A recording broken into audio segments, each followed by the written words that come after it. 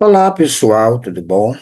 Então, aqui segue a nossa aula do conteúdo que ficou pendente. Então, nesse conteúdo nós iremos tratar sobre a cultura como um cosmo humano, como algo que movimenta o ser humano. Então, eu vou projetar aqui um esquema que ajuda a organizar minha fala. Então, é, a cultura é, deixa eu ver aqui, certo. A cultura, é, já falamos sobre isso em alguns momentos, a cultura ela é o espelho mais profundo da condição humana. É mais do que um conjunto de costumes ou tradições, como já foi dito para vocês. A cultura ela é a maneira pela qual os seres humanos vão organizar o caos da sua existência, diz o autor, né? O caos da nossa existência, porque ela possibilita transformar o mundo natural em um universo simbólico, em um universo com significado, ou seja, um cosmo humano, um cosmo no sentido de tudo aquilo que movimenta a vida do ser humano. Então, a cultura tem essa função, ela organiza, ela fundamenta, como diz o próprio autor, causa a nossa existência, ou seja, as relações que nós estabelecemos com a natureza e com as pessoas e com as coisas. É, Enquanto os outros seres vivos, eles habitam o planeta movido pelo instinto, né? Agem instintivamente de acordo com a sua natureza, o ser humano constrói sua morada por meio da linguagem, da arte, dos mitos, da religião, da ciência e da própria questão da moralidade e da política. Então, esse é um elemento cósmico, vários elementos cósmicos, culturais, que movimentam o ser humano. E os outros animais não dispõem desse comportamento, porque o seu comportamento é instintivo. Já o ser humano tem um comportamento organizado dessa forma, que isso nós vamos chamar de cultura. Desta forma, esse cosmo humano é o quê? É a criação contínua, é a capacidade de criação do ser humano, que é inerente ao ser humano e não aos outros animais. Então, cada sociedade, em cada tempo e em cada espaço, é, edifica, né, o seu mundo com base em significados que são construídos e compartilhados, com base em valores, cultivando é, os modos de vida que confere é, identidade aos seus membros. Assim, cultura não é apenas o que fazemos, mas o que pensamos, o que nós sentimos e acreditamos sobre o que fazemos, né? Não é só fazer, é acreditar naquilo que faz. É o tecido invisível que liga os indivíduos uns aos outros, permitindo assim que a humanidade possa viver em comunidade, né, se relacionando uns com os outros. Então, então, a cultura, ela nasce da necessidade humana de transcender a simples sobrevivência como os outros animais, né? Os outros animais apenas sobrevivem, mas o ser humano, ele transcende a sua existência, né? A simples existência ou sobrevivência, porque cria símbolos, cria narrativas e rituais, que é algo extremamente complexo, e isso só é possível porque ele detém uma razão. O ser humano, ele amplia sua existência para além do aqui e do agora, ou seja, ele transcende para algo maior, né? Além do aqui e do agora. Ou seja, as ações do ser humano podem ecoar para a eternidade, dependendo do que se faz, né? Então, a sua existência, ela pode perdurar por muito tempo, além do aqui e do agora, mesmo sem a existência física, mas o legado, os ideários de uma pessoa, a construção, né, do ser humano, ela pode permanecer por muito tempo, diferente dos outros animais. Bem, um gesto, uma palavra, uma canção, um objeto, todos podem conter mundos dentro de si, expressando a alma de um povo ou a visão de um tempo. Então, nesse sentido, o gesto, a criação humana, ela pode perpassar por muito tempo.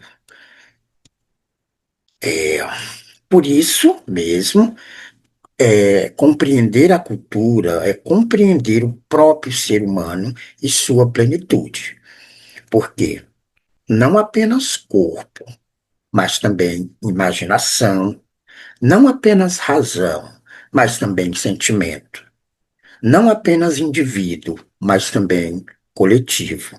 Essa é a grandeza do ser humano por produzir cultura. A capacidade de produzir cultura coloca o ser humano numa outra dimensão, que não é só corpo, ele cria, ele tem imaginação, não é só razão, tem sentimento também, não é só individual, é coletivo. Então, essas questões colocam o ser humano numa condição cultural, entendendo a cultura como um cosmo que movimenta esse ser humano. Então, o cosmo humano, ele é múltiplo, ele é mutável e, ao mesmo tempo, profundamente enraizado na história. E assim, cada cultura é uma resposta particular, singular às perguntas universais da vida. De onde viemos? O que somos? Para onde vamos? E mesmo em meio a diferentes formas de interpretar isso, há uma trama comum que une a todas as culturas, que é o quê? A busca por sentido, a sede de beleza e a necessidade de pertencer, de contar história e de sonhar o futuro. Essa é uma característica do ser humano.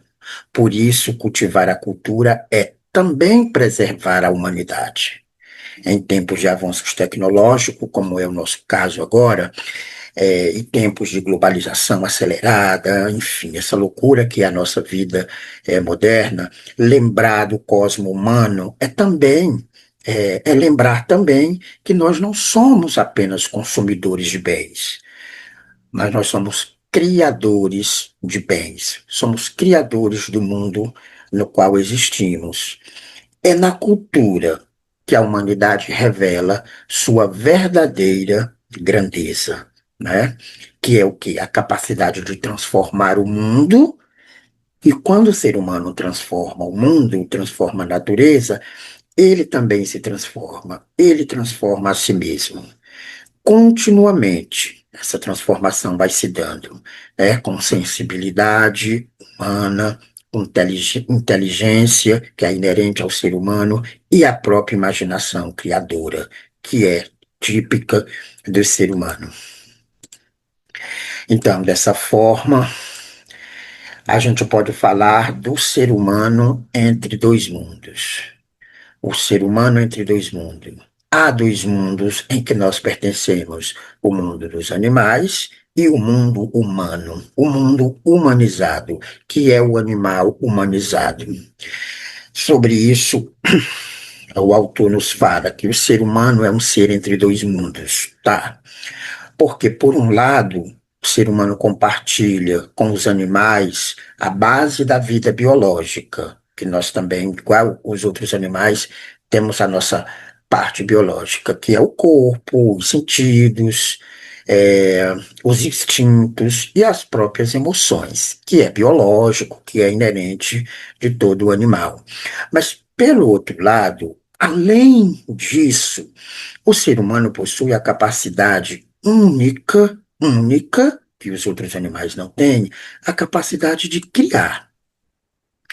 né, de criar coisas, de construir um universo para ele viver, né, de criar cultura, com linguagem, com consciência reflexiva e valores que são abstratos, que não se pega, que não se toca, mas que existe, né, no imaginário, na construção da consciência coletiva. Então, isso é inerente ao ser humano. Então, essa dupla condição do animal, né, do animal e do simbólico, ou seja, do aspecto natural e do aspecto racional, a gente vai chamar aqui de animal e simbólico, do animal e do humano. Isso coloca o ser humano em uma posição especial no conjunto da vida, não de superioridade em relação à natureza e os próprios e os outros animais, mas coloca o ser humano numa condição especial, né? Então os outros animais não têm essa duplicidade de mundo, é apenas animal. E nós, além de sermos animais, dotados de algumas capacidades biológicas, nós somos dotados de outras capacidades culturais, como já foi falado. Então, isso nos coloca numa condição diferente dos seres humanos. Só voltar aqui um pouco. Ah, baguncei o negócio. Vamos lá. Isso aqui. Então, continuando nossa reflexão.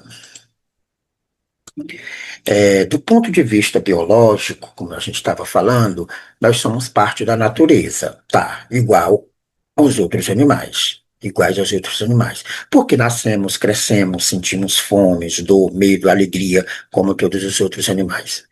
É, então, assim como os outros animais, nós dependemos do meio ambiente, temos comportamentos herdados geneticamente e estamos sujeitos às leis da evolução, né, do ponto de vista científico. Nessa estrutura, nossa estrutura física, ela é genética. A gente herda dos genes dos nossos ancestrais. E isso revela, né, essa ancestralidade que é comum a todos os seres vivos. Então, eu estou dizendo que nós somos animais, que nós somos biológicos, que nós herdamos uma estrutura genética da nossa ancestralidade. Ponto. Essa é a questão animal que habita em nós. Mas, no entanto, o que vai nos diferenciar dos outros animais não é apenas o grau de inteligência, mas a forma como nos relacionamos com o mundo. O grau de inteligência, claro, nos coloca numa condição especial, mas o que fazemos com essa inteligência? É como nos relacionamos com o mundo a partir dessa inteligência. Aí coloca o ser humano no outro patamar. O ser humano não apenas vive como os outros animais, ele interpreta a sua vida, ele dá sentido para a sua vida. Onde há simples sobrevivência no reino animal, por exemplo, o ser humano constrói símbolos, cria regras morais, desenvolve religião, inventa história, expressa-se por meio da arte e do pensamento. Então, isso é grandioso. Ele não se limita ao que ele é, ele imagina o que ele pode ser, ou seja, ele projeta o que ele pode ser. Não está dado, não tem um destino pronto e acabado como os outros animais. Ele constrói condições para ele ser o que ele quiser ser. Então, essa capacidade de viver entre dois mundos, o animal e o humanizado, né? O natural e o simbólico, o natural e o simbólico já está aí, também nos impõe desafios. O fato de transitar entre dois mundos nos impõe desafios. Por quê? Somos instinto e razão, impulso e ética, corpo e espírito. E isso, muitas vezes, nossas origens naturais entram em conflito com as nossas construções culturais, ou seja, o ser animal em nós, o ser natural, muitas vezes entra em conflito com o ser racional, com o ser humano. Lutamos contra a violência, o egoísmo, o medo, buscamos superá-los com educação, com justiça e compaixão. E aí a cultura surge como um esforço contínuo de um processo de humanização, do que há de mais primitivo em nós. Ou seja, a cultura vai mediar, vai, vai humanizar o aspecto animal que há em nós. Essa é a grandeza da cultura, né? Não que a gente precise deixar de ser animal, não é possível isso, mas a cultura vai possibilitar humanizar os aspectos animais, os aspectos naturais que habitam em nós, que é inerente do ser humano. Então, estar entre esses dois mundos é, ao mesmo tempo, uma fonte de tensão e de liberdade, porque o ser humano não está preso apenas ao que a natureza determina. Há um determinismo natural, sim, mas o ser humano vai além disso. Ele é capaz de escolher, criar e transformar. E é nessa capacidade de escolher, criar e transformar que o ser humano caminha entre o instinto e o ideal que é aí que reside a sua grandeza. Ou seja, o ser humano transita entre esses dois universos. E sobre isso, a gente pode falar de uma síntese, né, entre a natureza e a cultura, que nós estamos falando de natureza, que é o aspecto animal, e a cultura, que é o aspecto simbólico, humanizado em nós. Então, chegamos aqui na ideia de uma síntese entre esses dois elementos. Como é que a gente constrói isso? Bem, a relação entre natureza e cultura pode ser compreendida por meio dos conceitos, que eu acho bastante interessante. Essa síntese, biosfera e antroposfera. O que é isso, professor? A biosfera é a camada da Terra onde há vida. Bio, né, vida, esfera, espaço. Então, a biosfera é a camada da Terra onde há vida. Nela estão incluídos todos os seres vivos, incluindo o ser humano como parte do sistema natural, né? Então, isso é a biosfera. Mas aí a gente tem a ideia de antroposfera. Já a antroposfera é a esfera da ação humana, ou seja, tudo aquilo que o ser humano modifica, constrói ou transforma a partir da cultura.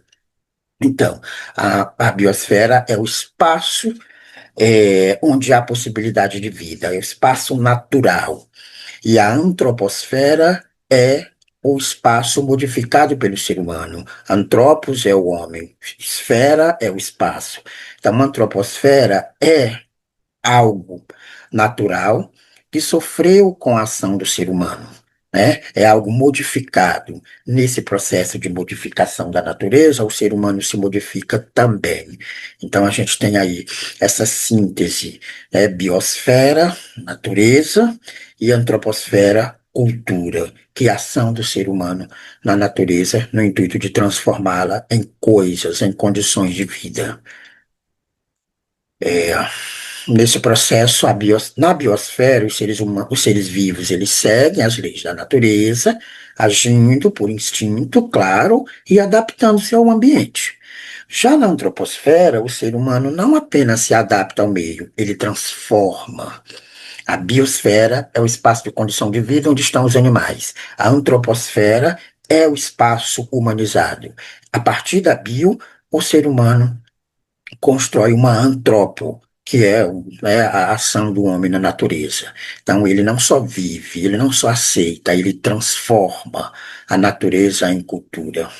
Essa transformação é possível porque o ser humano desenvolveu capacidades como a linguagem, a razão, o trabalho, a técnica, que são elementos característicos da cultura.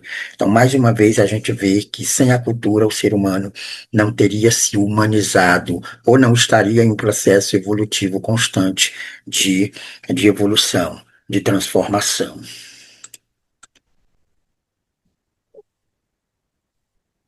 Apresento aqui o autor disso tudo, né, que é o Gilberto Cotrim. Gilberto Cotrim, autor do livro de onde a gente tem esses embasamentos teóricos, ele destaca que essa capacidade de criar cultura é o que diferencia o ser humano dos demais animais. Entendendo cultura aí como a linguagem, como o trabalho, como a imaginação, como tudo isso que nós já falamos. Então, a cultura como o cosmo humano é que tira o ser humano do universo animal, do universo natural, e coloca no universo simbólico humanizado. Portanto, a cultura surge como uma segunda natureza. Por meio dela, o homem cria os seus valores, regras, instituições, tecnologias e modo de vida que não existem na natureza, mas que passam a organizar a sua existência, né? Então, aí organizando melhor essa síntese sobre a natureza e a cultura. Então, para organizar melhor aqui o pensamento, a biosfera representa a base natural da vida, enquanto a antroposfera simboliza a ação cultural humana sobre o mundo. Já falamos, né? Então, o ser humano ele vive entre essas duas esferas. E é nessa interação que ele vai construir a sua identidade. Então, ele pertence à natureza, mas não se limita a ela. É um ser biológico que se realiza por meio da cultura, né? Então, essa é a síntese principal que a gente queria chegar.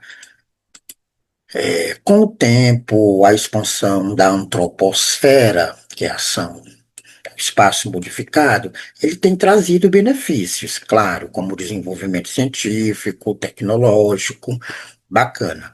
Mas também tem trazido desafios, não só desenvolvimento, desafios como a degradação ambiental, né? Por isso, pensar a relação entre biosfera e antroposfera é essencial para refletir sobre o futuro da humanidade.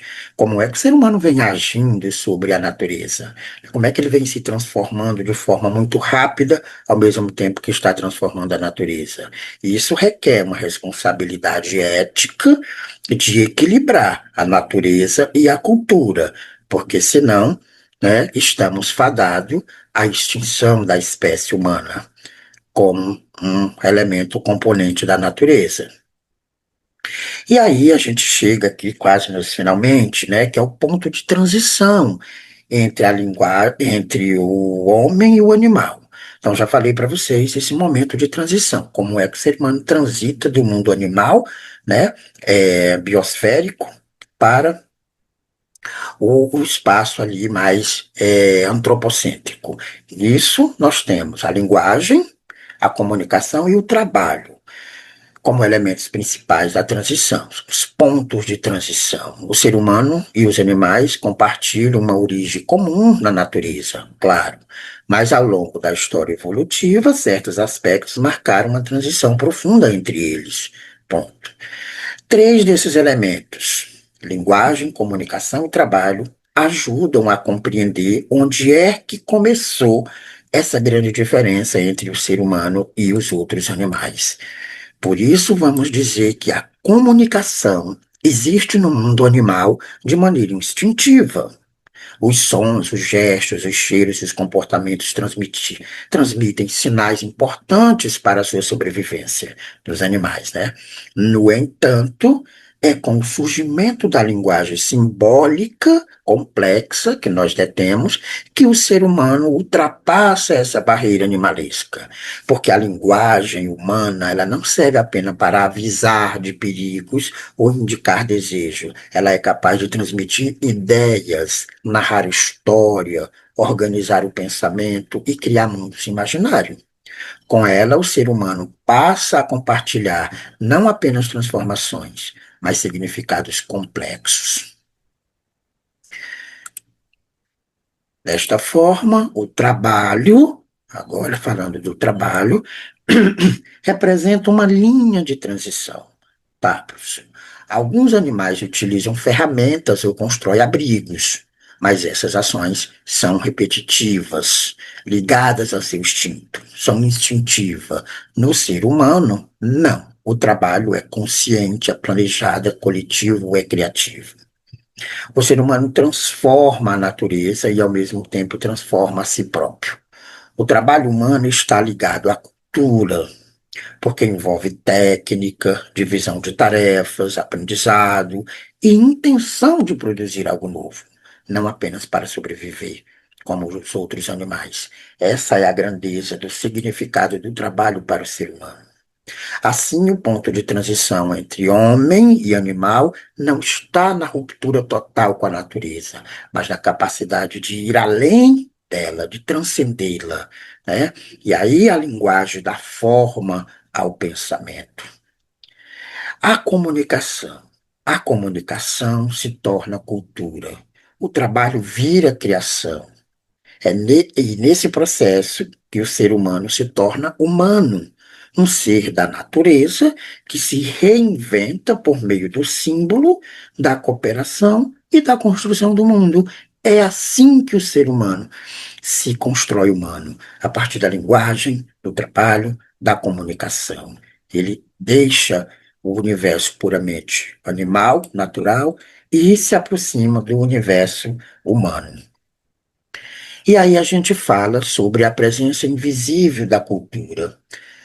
Sobre isso, é, a cultura está em toda parte, ainda que nem sempre a gente perceba, mas ela está em todas as partes, porque ela se manifesta nos gestos mais simples, nas palavras que usamos, nos hábitos diários, nas roupas que vestimos, na forma como nos relacionamos e até mesmo nos nossos pensamentos. Então, que nós consideramos naturais, mas na verdade é uma construção cultural. E aí a gente não percebe, é a presença invisível da cultura. A gente é cultura, inspira cultura, vive cultura, mas a gente não fala sobre isso, logo a gente não percebe. É como se a nossa cultura fosse invisível. E a gente só compreende melhor como a gente vive, como a gente fala, como a gente se constrói, quando nós somos colocados numa numa outra cultura, numa cultura diferente da nossa. Aí a gente olha para a nossa e aí ela vai se tornando visível. Justamente por estar tão presente em nossa vida cotidiana, a cultura muitas vezes se torna invisível, como o ar que respiramos, então, que é essencial, né? Mas raramente é notado. Então é algo que vai se tornando costumeiro. Por exemplo, essa presença invisível, ela molda nossa visão de mundo. Desde o nascimento, desde o nascimento. Antes mesmo de aprendermos a falar, nós já estamos imersos em um universo cultural que vai nos ensinando o que é certo, o que é errado, o que é bonito, o que é feio, o que é possível, o que é proibido. Isso é cultural. E aí a gente não percebe, mas isso é cultura. Cada sociedade transmite seus valores, suas crenças, rituais e modos de viver por meio da cultura, formando indivíduos que, ao mesmo tempo, em que a produzem, também é produzido, também é transformado. Então, nesse sentido, a cultura, ela é inerente ao ser humano, ela é o cosmo humano, mas a gente acaba muitas vezes não percebendo isso. Mas desde que nascemos, a gente começa a ser inserido no universo cultural, né? Mas nossos pais nem sabem muito bem o que é cultura, mas eles vão nos inserindo no universo cultural e nós vamos nos tornando sujeitos culturais a partir dos hábitos, das crenças, dos valores que são construídos em nós. Não se trata apenas de manifestações artísticas, né? Já foi dito isso, ou tradições folclóricas. A cultura, ela está nas regras sociais, nas instituições, na linguagem, na tecnologia e até na forma como sentimos e expressamos as nossas emoções. Porque nós fomos treinados assim, nós fomos ensinados assim. Tudo que é ensinado, tudo que é construído pelo ser humano é a cultura. Ela é o pano de fundo que transforma a vida coletiva e orienta nossas escolhas, mesmo quando acreditamos estar agindo por vontade própria. Não existe vontade própria. As nossas vontades próprias são vontade dos outros que foram construídas em nós desde muito cedo. São elementos culturais, né? Mas é, é, a gente acredita que é algo nosso, mas é algo que foi construído em algum momento da nossa existência, porque são construções culturais.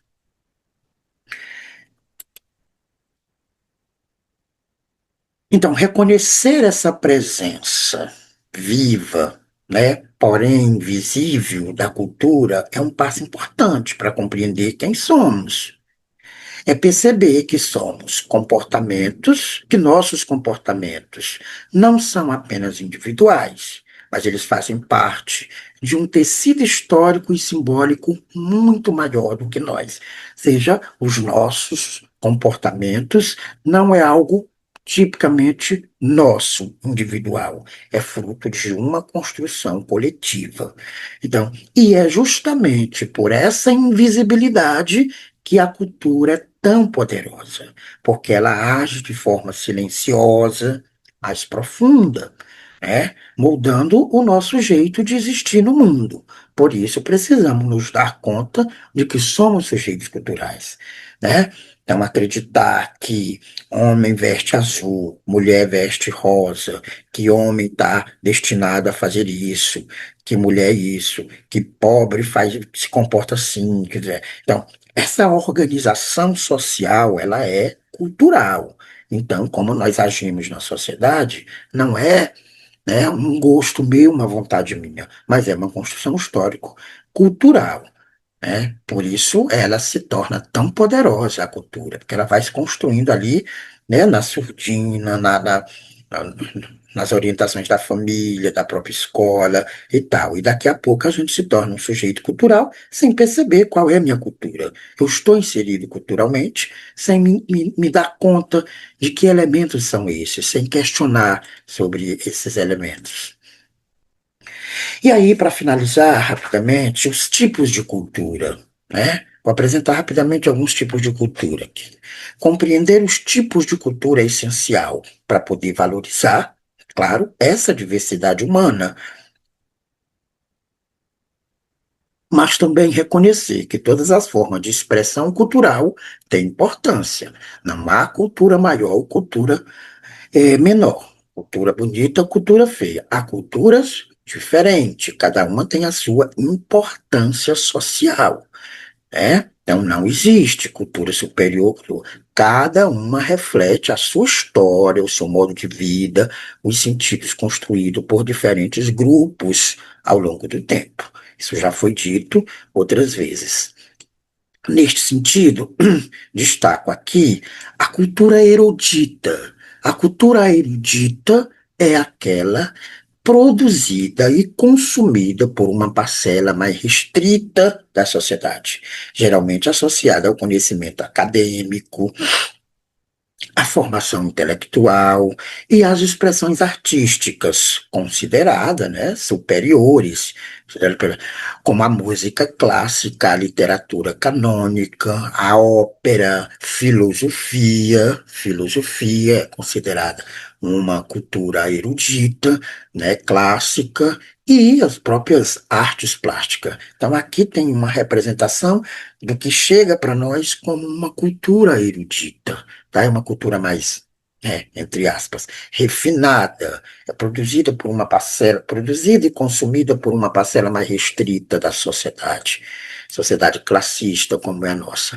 Então, essa cultura, ela costuma exigir estudo e acesso a instituições como escolas, universidades, museus e teatro.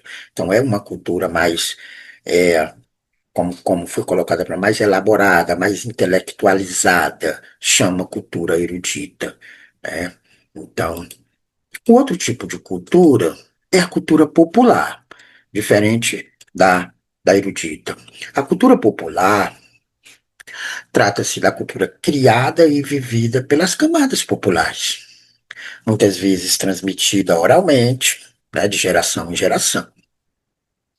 Nessa cultura popular, inclui festas tradicionais, lendas, danças, culinária, artesanato e forma de expressões originais ou regionais.